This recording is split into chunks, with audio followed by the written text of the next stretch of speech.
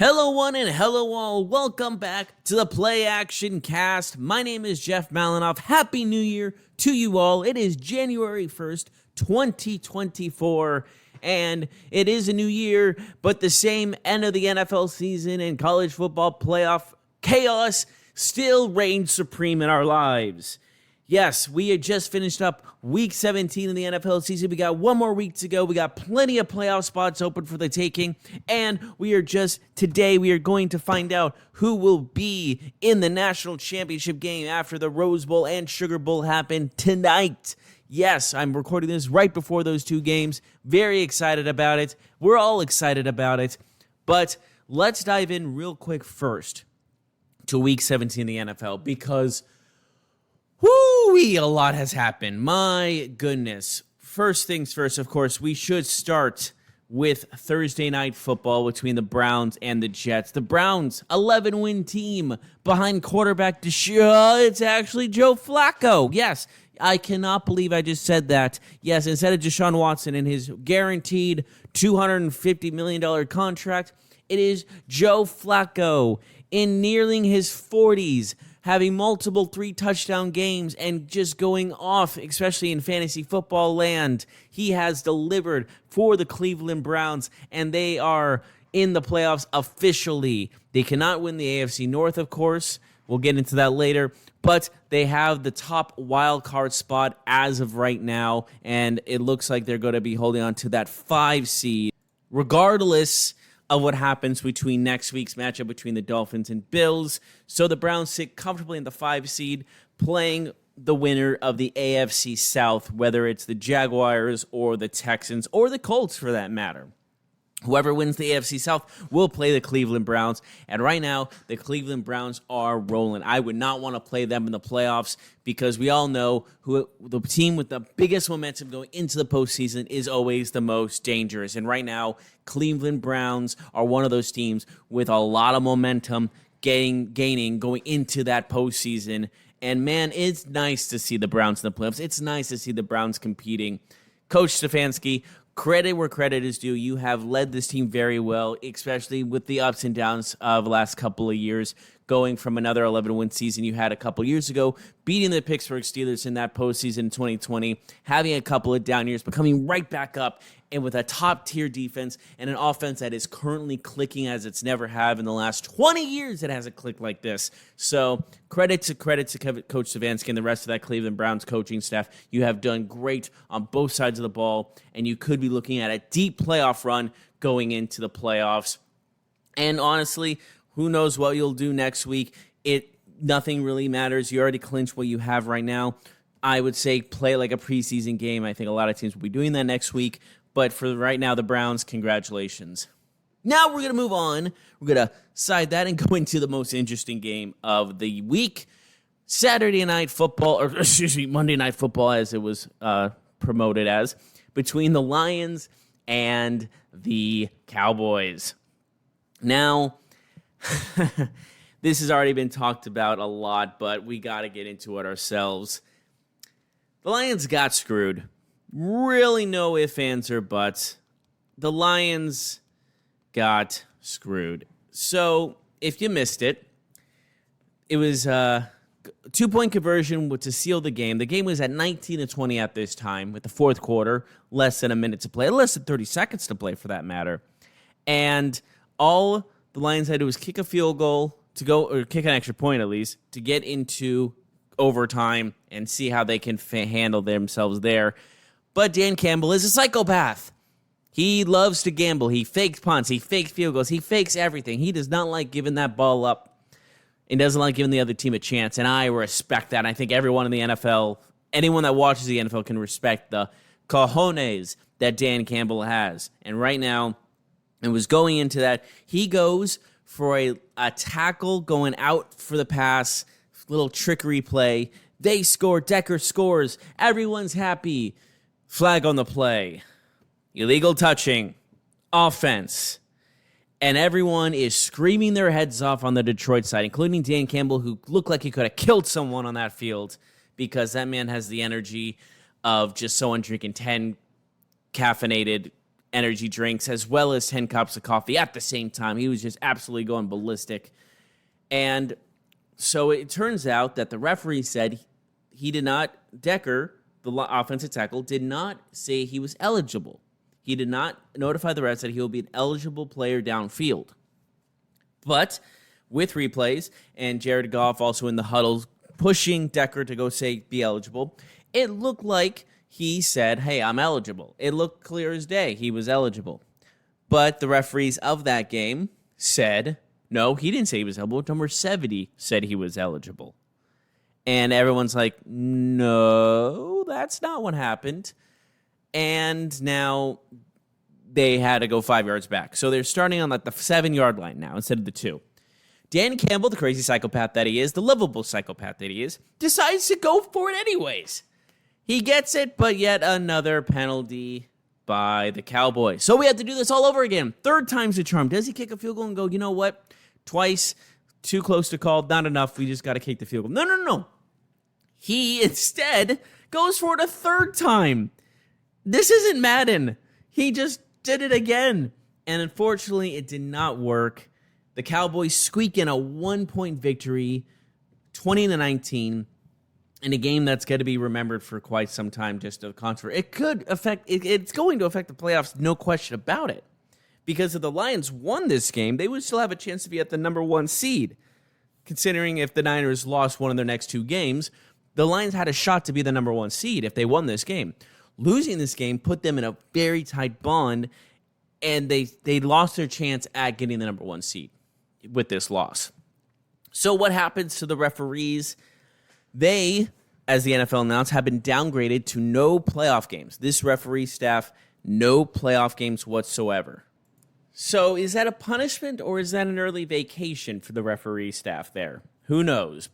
But they probably lost a couple good amount of money not doing playoffs, but they still get a vacation regardless. So that is the big controversy. We'll see how it's interesting how that all transpired because it seems like the referees just messed up. The referees just blew it.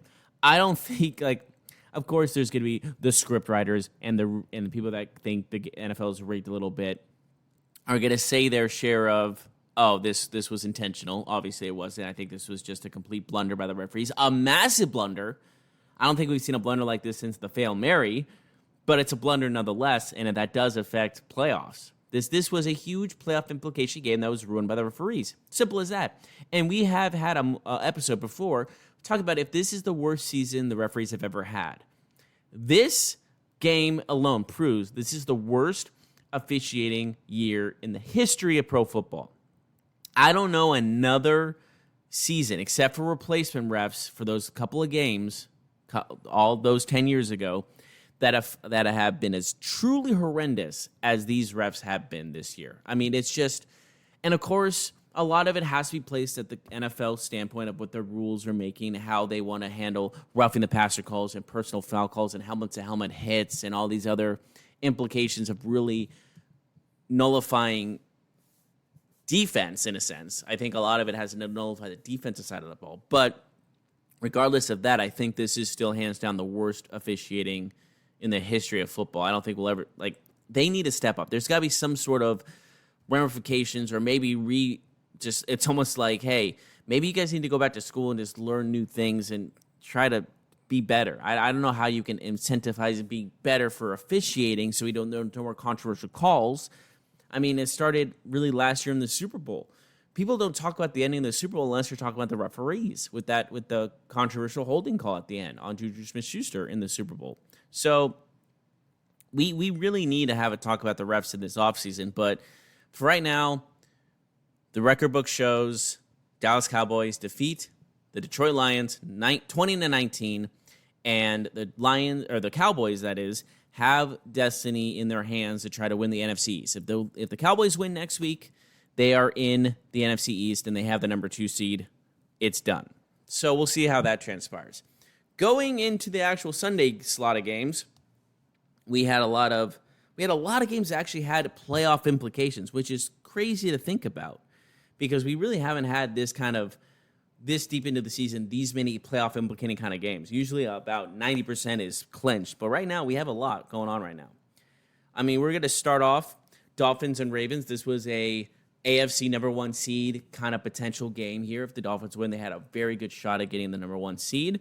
Instead, the Ravens proved why they are arguably the best team in the NFL. A 56-19 rout of the Miami Dolphins. The last 2 games, the Ravens have routed the San Francisco 49ers, who are currently the number 1 seed in the NFC, which we'll get into more of that later.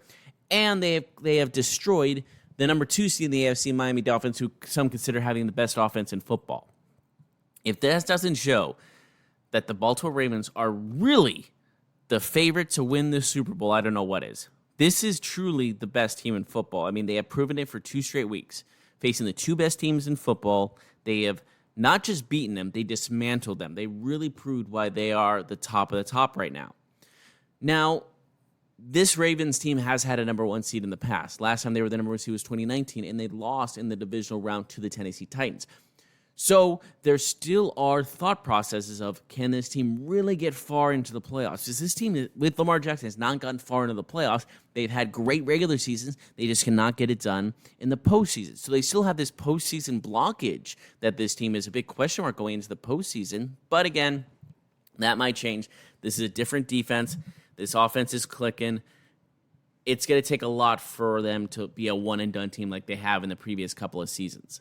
So going into that, the Dolphins still have a lot to think about as well. Is this a sign that they've only had 1 win against a team over 500 this year?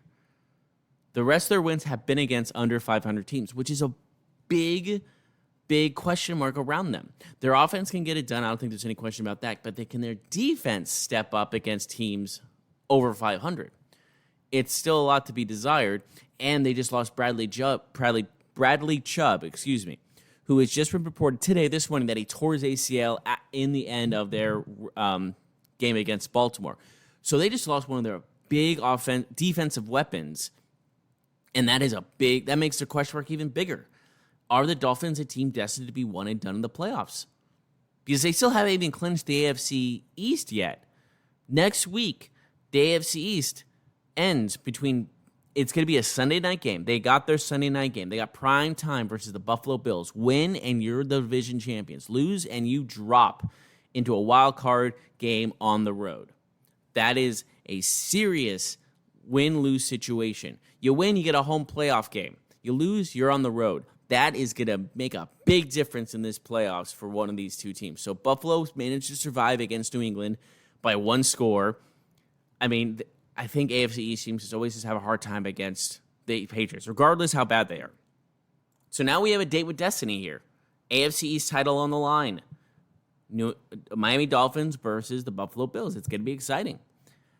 And this really will be a test for both teams. The Buffalo Bills have not been playing to the height of they usually played the last couple of seasons. They were a favorite to be a number 1 seed and the Super Bowl champions this year going into this season. And now they're 10-6, looking to barely squeak by to win the AFC East, which they were completely favored to win. And the Miami Dolphins, who have had trouble beating 500 teams, need to prove that they can be Super Bowl contenders. So both teams have a lot to prove going into next week, Week 18, for the AFC East crown. So that's going to be a great game to look at. I'm looking forward to what happens there. Now let's go back to the NFC. We're going to just move on over to the NFC. We got a couple of already clinching scenarios here. Rams barely, and I mean barely, sweep by the New York Giants, 26-25. And we just talked about bizarre endings with the Cowboys and Lions. This is a bizarre game. Kickoff return for the touchdown. They were down 19-25, and the Giants make a kick return for a touchdown. They are going to tie this game. We're going to go down to the wire here. And then they kick the extra point. Wait a minute, a penalty on the Rams. They're going to get it at the 1-yard line. The Giants, looking to go for it all, go for 2. In a great play call, Tyrod Taylor misses Saquon Barkley. If he just threw it right to him, he walks in, it's a touchdown. Or a 2-point conversion at least, and they have the lead. Instead, he throws behind him, and he misses it completely, and then they have to hope for the best. They manage to get the ball with under a minute left. They get it down to like the 40-yard line. They get it just in field goal range for Mason Crosby. It's enough distance for him to make it, and he misses it. Giants lose. Rams win. By the skin of their teeth, their hairy chinny chin, they get a W. And now the Rams watch later that night as the Steelers take on the Seahawks. Steelers win. They take that wild card slot. And man, did the Seahawks lay an egg against the Steelers. They just could not get anything done. They could not get by the Steelers. And the Steelers win. Seahawks lose. Seahawks need a miracle to get in now. But the Rams clinch a playoff spot. And they win. They were on a winning streak. They won 7 of the last 8. They played extremely well. And the Rams are now back into the playoffs. So, speaking of the NFC West, with that Lions controversial loss, the San Francisco 49ers were hoping for another kind of a miracle to clinch the number 1 seed and not have to worry about Week 18 being a clinching game for them. They beat Washington 27-10. They struggled a little bit in the first half. Washington was running the ball very efficiently against the 49ers defense, which was troubling. They have had some tackling issues the Niners defense has, and it kind of reciprocated going into this game. Going into halftime, it was 13-10 Niners, and they were scraping by. It didn't look good for them at the time. And then the second half came. They just dominated. The Niners shut them out the second half. 2 picks for the Niners. Niners defense looked like they were back to their old form. Offense was clicking. McCaffrey was out most of that game with a calf injury, but it seemed very minor, and they just didn't want to risk it, which makes total sense because Elijah Mitchell was actually rushing the ball pretty well in McCaffrey's absence. So it did make sense that the 49ers did not want to risk McCaffrey going back in and risking further injury. I mean, Mitchell had 80 yards rushing on 17 attempts, so he was doing pretty well. He got his first touchdown of the year, so good for him as well. It just looked like everything was going. Purdy, after his rough 4-interception game last week that really hurt his MVP chances, probably is not going to win the MVP because of that one game. He went 22 of 28 for 230 yards and a touchdown. So he came back into his efficiency rating his quarterback rating was 124, back up to 120 plus. So he came back to his groove, got his momentum back. This was a game you needed to gain your confidence back again, and it was succeeding for the 49ers in the second half as they took their win. They did what they needed to do. Now they needed the Eagles to lose to clinch that number 1 seed. But the Eagles needed to lose to the 3-win Arizona Cardinals, which at one point it was 21-6. It looked like there was no chance for the 49ers to clinch their number 1 seed. The Eagles were going to make them play Week 18 for their bye-week lives. And then they gave up 15 unanswered. They gave up 15 points in the third quarter. And then they had a 3-point lead. With 2 minutes left, they had to go down the field, the Arizona Cardinals did, and with under a minute, they drove the ball legitimately perfect. The Cardinals had a legitimately perfect 2-minute drill. You couldn't write it better. You couldn't write a script better than how they did it, and they had a rushing touchdown with 30 seconds to go, and it was just a perfect Arizona Cardinals spoiling someone else again, just like in 2003 when they spoiled the Vikings getting into the playoffs all those years ago. They did it to the Philadelphia Eagles, maybe not getting out of the playoffs, but hurting their chances at a bye week. Philadelphia could not respond with only 30 seconds to play. So, by some miracle, the San Francisco 49ers need the Lions to lose and the Eagles to lose to clinch a 1 seed, and that's exactly what happened. The 49ers are the number 1 seed in the NFC, and especially with a lot of guys being up on that side, that was a prayer answered for the 49ers. So now the Ravens and the Niners have nothing to play for next week. Probably going to play like a preseason game. They're going to rest a lot of guys after maybe a quarter, maybe a drive just to get them a little warmed up because, 2-week break is a long break. So they're going to get their well-deserved time off watching the wildcard game, seeing who they're going to play next. But right now we have our 1 seeds, Ravens and Niners. And if you've been seeing some conspiracy theories online, and with the Super Bowl logo being purple and red, like last year it was green and reddish orange, you are going to think, maybe it's going to be Niners and Ravens in the Super Bowl now. It just seems like the logo is now spoiling who's going to be in the Super Bowl. But we don't know yet. For both teams' sake, I'm going to knock on wood for you. That's for both Ravens and Niners fans, so I don't jinx you. I hate to do that to you. So we got our 1 seeds, and right now, we still have a lot of other playoff games. Right now at the moment, we have the AFC South to be determined. We have 2 wild card spots in the AFC to be determined. And in the NFC side, we have the NFC South to be determined who will win that division. Something about the Southern divisions right this year is crazy. And now we have one more spot in the NFC, the 7th seed, the final seed of the NFC, still to be determined. It's between, technically the Vikings have a shot. However, they have to have the Packers, Seahawks, and Saints lose. So the last 2 spots in the playoffs, one spot will be filled by either the Buccaneers or Saints. Bucks winning in. Saints need to win and Bucks to lose to get in. That last 4 seed, the last division seed at least. And the Packers are also winning in. And the Seahawks are a win and Packers lose scenario. So Bucks and Packers have the easiest way to in. They control their own destiny. Seahawks, Saints, Vikings, Bears need a bunch of help to get their spot in the playoffs. So there's still a lot of spots left. And AFC is a lot more fun to watch than the NFC because not only do we have 2 wild card seeds and 2 divisional seeding need to be placed in the AFC because the Dolphins are in regardless, but they could still lose the division and be a wild card. We mentioned that already.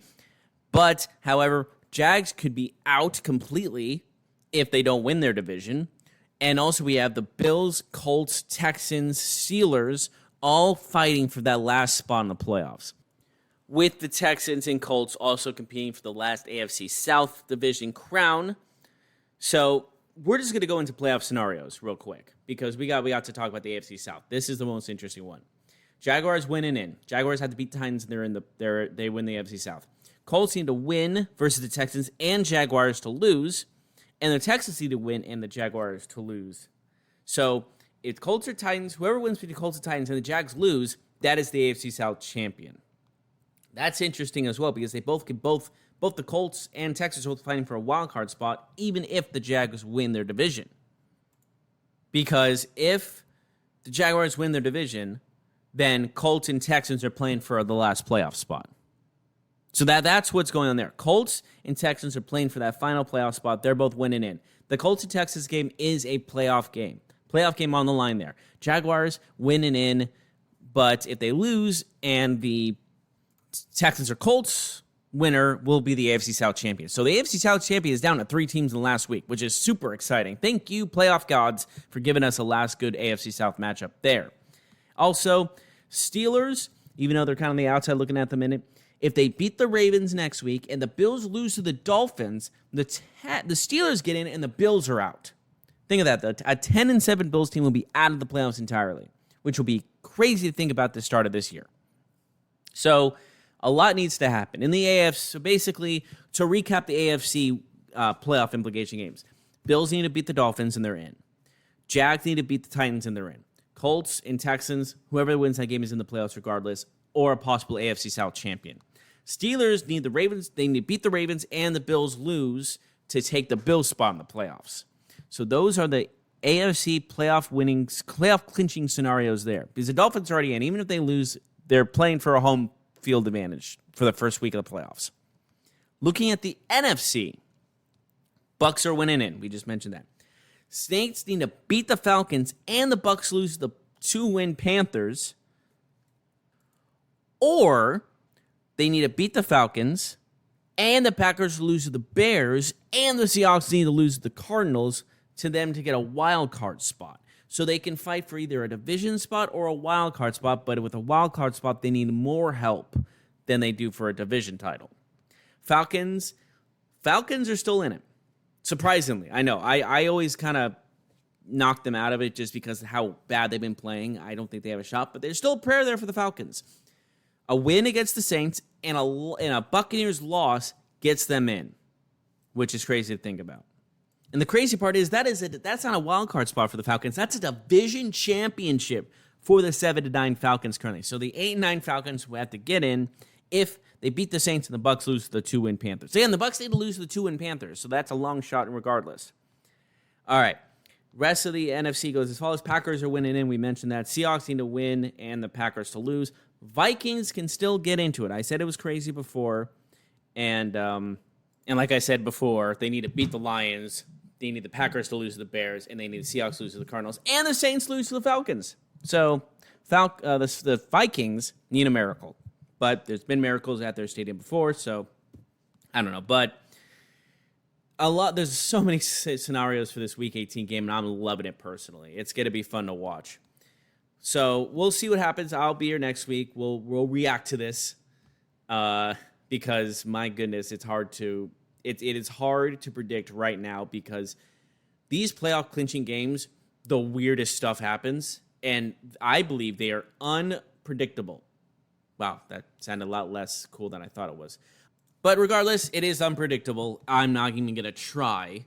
I wouldn't even bet on any of these games, to be honest. If you're a betting man, I wouldn't risk it. I wouldn't risk your money on these last Week 18 games, to be honest with you. But before we take off, before we finish today, we got to look at something. We have to look at Rose Bowl and Sugar Bowl. We got to look at them. So, right now, we are hours away from Alabama, Michigan, and Texas and Washington. Like my prediction has stated, I think Michigan and Texas are both going to win their games. I think it's going to be Michigan and Texas national championship. But again, Michigan's playing Bama. Michigan has a terrible reputation of the college football playoffs, i.e. last year when they lost to TCU by a lot, and that TCU team went on to lose by nearly 60 points. And then we have Texas and Washington. I think they're going to be evenly matched. I think they have both a lot going for them. So it's going to be interesting to see which one of those two teams makes it to the national title game. But again, if I'm a betting man, Michigan and Texas are my two picks. But again, Michigan does not have the best track record. And Texas has kind of a track record, but that was 20 years ago. So I can't really say anything about that. We cannot say they're back until they at least get to the national title game. I refuse to go, we're back, until they're actually back in the national title game. Washington hasn't really been there since 1991, and that was a shared national title. So, looking at that, when it was coaches poll national champion, AP poll national champion, ironically, the last time they were considered a national champion in the coaches poll, they beat Michigan in the Rose Bowl. So, I mean, if they're going to be a national champion, a consensus national champion this year, they might have to go through Michigan, which is a very telling story. It's actually kind of beautiful when you think about it. So there's a lot of storylines going into this, so we're going to look forward to that. But that is our show today. Thank you so much for joining us. We're going to be here next week after Week 18 ends, reacting to the Week 18 debacle that will happen because it's meant to be, because God bless football, and prayer for low blood pressure for you all. Thank you all for joining us again. My name is Jeff Malinoff, and I'll see you next time.